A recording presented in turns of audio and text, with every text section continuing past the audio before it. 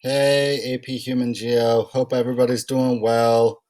Mr. Evans here. Yesterday, we looked at farming in MDCs, and today we're going to look at kind of a tragic subject of hunger and diet in the world, and that's going to parlay into a little mini project we're going to do Friday, Monday, and Tuesday. But before we get started with that stuff, let's look at our buzzer beater multiple choice questions. So, hunting and gathering societies. This was from Origins of Agriculture. Hunting and gathering societies include 15% of the world's people, are found in isolated places of the world, are characterized by large concentration of people, occur nearly everywhere, but are especially common in Europe, are responsible for most of the environmental degradation of the planet. So, as I think about it, I know that way less than 1% of the world's people are hunters and gatherers. I know that hunters and gatherers are really small populations, not large. I know that Europeans live in cities where there's not many hunters and gatherers, and I know that hunters and gatherers are not the ones that are emitting pollutions. So the answer here is B. Hunters and gatherers are found in isolated places in the world, like Mongolia, like the Arctic Circle, like some places in sub-Saharan Africa. Um, so it's a very, very small percentage of the people today in isolated places. All right, second one's a little tougher. Which type of agriculture is practiced by the largest percentage of people in the world? So, which type, another way to think about it is which of these have the most farmers? Hunting and gathering, I hope we can just cross that out from what we just did. Shifting cultivation, if you remember, that's slash and burn, people cutting down rainforests.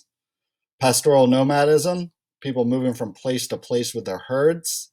Intensive subsistence, lots of farmers on small plots of land growing food for their families. Plantation, where there's huge farms with one crop owned by a foreign company. The answer is intensive subsistence. It's found in, as we talked about, if the question is where are the most number, the answer is probably going to be in Asia. And so intensive subsistence with South Asia, India, Pakistan, Bangladesh, Sri Lanka, Southeast Asia with Indonesia, Vietnam, Cambodia, they have the most numbers. So the answers are B and D. All right, let's review from yesterday. Characteristics of farming in MDCs. So when you go to a developed country, what does a farm look like and what is the purpose of a farm? Well, first, the farms are really big, not like subsistence farmers.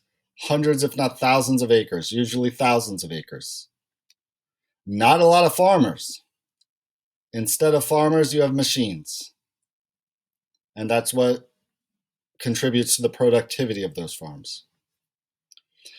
They are not eating their own food. They are gathering the food, packaging the food, selling the food for export to make a profit. That's what's called commercial farming.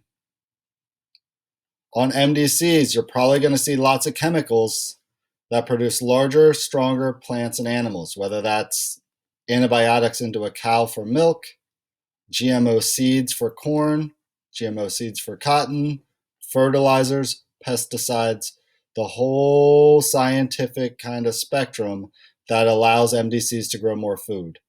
And the fancy economic term I wanted to include here is capital intensive. Capital is a fancy word for machines. Intensive means a lot of it. So there's a lots of machines. It's kind of a fancy word of saying lots of machines here. When we talked about intensive subsistence farming, that's labor intensive. So lots of people as opposed to lots of machines. All right. You guys can take a big exhale right now because our notes are a little bit shorter today, but they're a little bit depressing because we're going to talk about dietary food consumption patterns and kind of like in a tangential way, we're going to talk about diet and hunger. All right, and why different people consume different foods.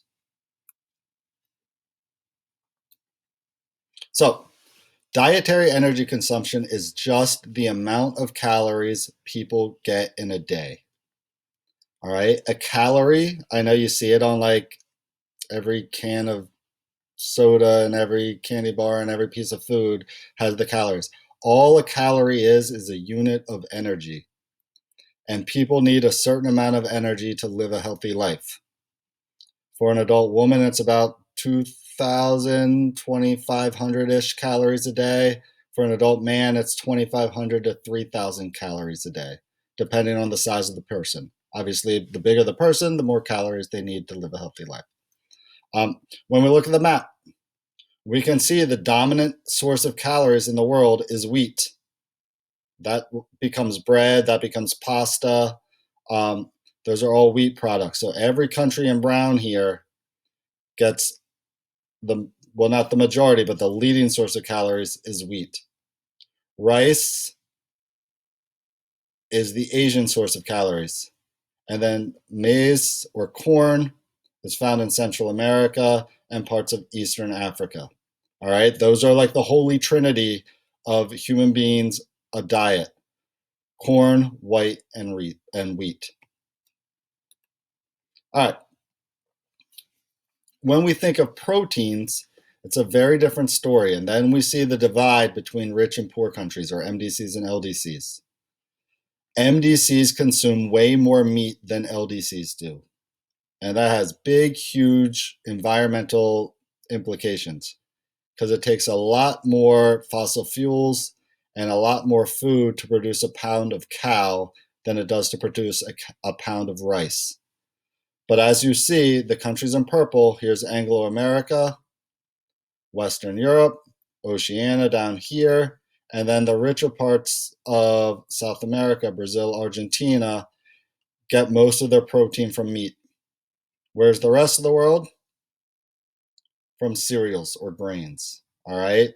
And a big concern actually is as China's getting richer, they're consuming more meat, which contributes largely to global warming and greenhouse gas emissions. Now, there are some exceptions. So, percentage of protein from meat. And so we're looking for two exceptions. What are two countries that go against what I just said? And so what I was thinking of is what are some LDCs that get lots of calories from meat? Or vice versa, what are some MDCs that do not? And as I look around the map, I hone in here. This is Mongolia, sandwiched between China and Russia. It's an LDC. We talked about Mongolia with pastoral nomadism. And so they eat the animals that they herd. So a lot of their calories and protein come from meat, despite the fact that they're an LDC. All right, there are other small ones. So Saudi Arabia eats a lot of meat. This is Central African Republic, a LDC, but gets a lot of protein from meat. So like everything, nothing's a law. These are just general patterns that we see. There's always exceptions to patterns. All right, so a couple things, and I wish I added a slide, but so I'll just talk over it. But you guys have probably heard the terms undernourishment and malnourishment. And often I think we think about them as in the same way, like they're synonymous, but they're not really. So undernourishment is basically people don't get enough calories in their diet to maintain a healthy lifestyle. And so the darker the purple, the higher the percentage of undernourishment. And these patterns shouldn't be surprising to us. We see the global south as more undernourished than the global north. Or another way to say it, LDCs have a higher percentage of people that are undernourished than MDCs. And that just means that there's a higher percentage of people that don't get enough calories in their daily diet to maintain a healthy lifestyle. Now, that's not the same as malnourishment. Malnourishment is basically people not getting the balanced amount of vitamins and minerals to live a healthy lifestyle. And so the United States, we don't have a lot of undernourishment, right? Below 5%. but we do have malnourishment. And a really simple way to think about it is I could eat 50 candy bars in a day. That would give me enough calories to operate. I wouldn't be undernourished, but I would be malnourished because I don't have a healthy balance of vitamins and minerals in my diet. And so that's like, you know, the growth of fast food diets and chips and the unhealthy diets that people tend to have um, as they develop. All right. So don't confuse the two terms, undernourishment and malnourishment. All right. This is our last slide.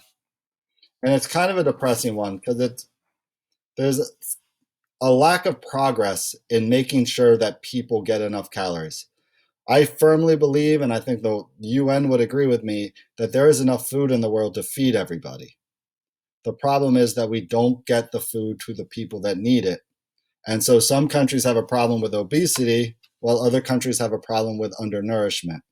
Well, I mean, that's basically a way of saying some people have too many calories and some people don't have enough. And so as we look at the UN statistics, 850 million, almost 1/8 of the world is undernourished. That's over 12% of the world. And almost all of them are in developing countries. And the really sad part as I look at this graph, and I know some of it's blocked by my ugly face, um, is that there hasn't been a ton of progress. There's been some, but like when you look at South Asia, it's like for a while there in the 2000s, there were more people that were becoming undernourished.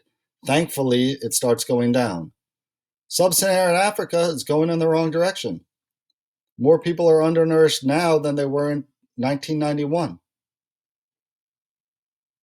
Now, here's some good news. Southeast Asia going down a little bit, Latin America going down a little bit, the Middle East, MENA going down a little bit. But even in developed countries, even the United States, we see a slight rise. And so one of our challenges as a global community is to make sure that we can distribute food to the people that need that food. Um, all right, that's the notes for the day. Your work is going to be diet and hunger on Mr. Evans' history.